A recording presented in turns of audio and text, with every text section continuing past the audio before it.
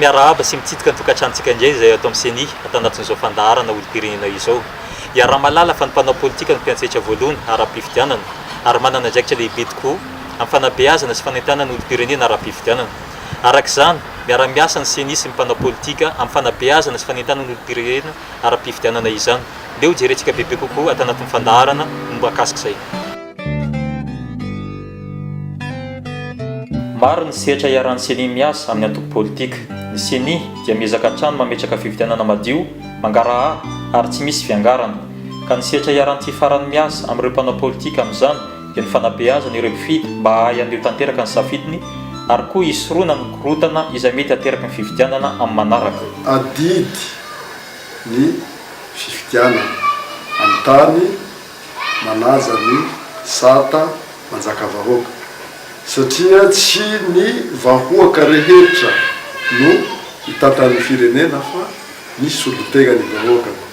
Voalohany aloha dia mandeha misoratra anarana raha misokatra ny fotoana fisoratana anarana, ohatra hoe ny eo amin'ny lalam-pifidianana moa dia ny voalohany volana Desambra dia tokony hirohotra ny vola tsy voasoratra hisoratra anarana.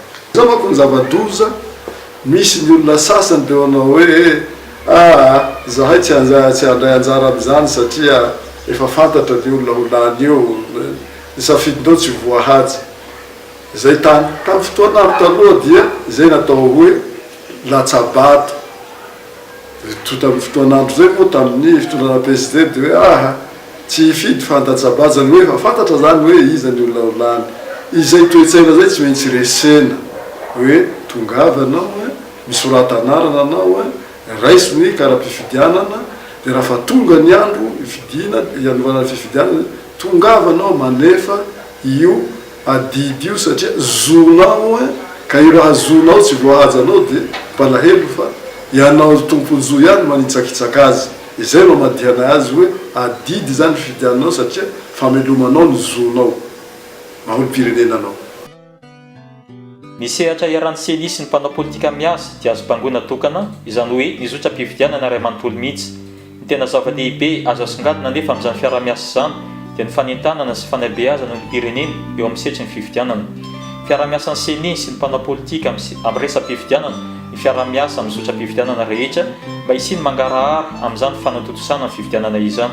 Manomboka hatrany amin'ny fisoratana anarana ao anaty lisy mpifidianana eny anivon'ny fokotany izany ka hatrany amin'ny famoahana ny voka-pifidianana mihitsy. Ny tanjona amin'ny fiara-miasa ny CENI sy ny mpanao politika dia voalohany indrindra ahafahantsika manana vahoaka mpifidy, manana fahazotoana hanatotosany didiny ary indrindra manana fahatokisana ny fanatanterahana ny zotra-pifidianana rehetra eto amin'ny firenena.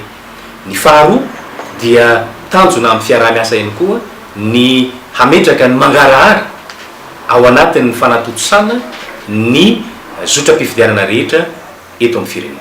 Ny fotoana tokony hanaovana izany fanabeazana sy fanentanana ary ny serasera amin'ny olona mahakasika ny fifidianana dia tsisy fotoana manokana fa mandritra ny vanim-potoana rehetra na mialoha indrindra fa ny mandritra ary na ny aoriana ny vanim-potoana ny fifidianana aza dia tokony atao izany fanentanana sy ny fanabeazana ny olo-pirenena izany. Miangatra ny fotsiny tanteraka noho izany ny fanabeazana sy fanentanana ataon'ny CENI sy ny ratsa-mangaikana miaraka amin'ireo fiarahamonim-pirenena sy ny mpanao politika. Natao indrindra izany fiara-miasa izany mba hanatratrarana ny tanjona iombonana toy ny fahazotoana hisitraka ny zo sy hanatotosany adidy maha olo-pirenena, ny faharisiana sy ny fatokisan'ny tsirairay handray andraikitra momba ny raharaha-pifidianana ary indrindra ametraka ny fangaharana tanteraka mandritra ny vanim-potoana ny fifidianana iray.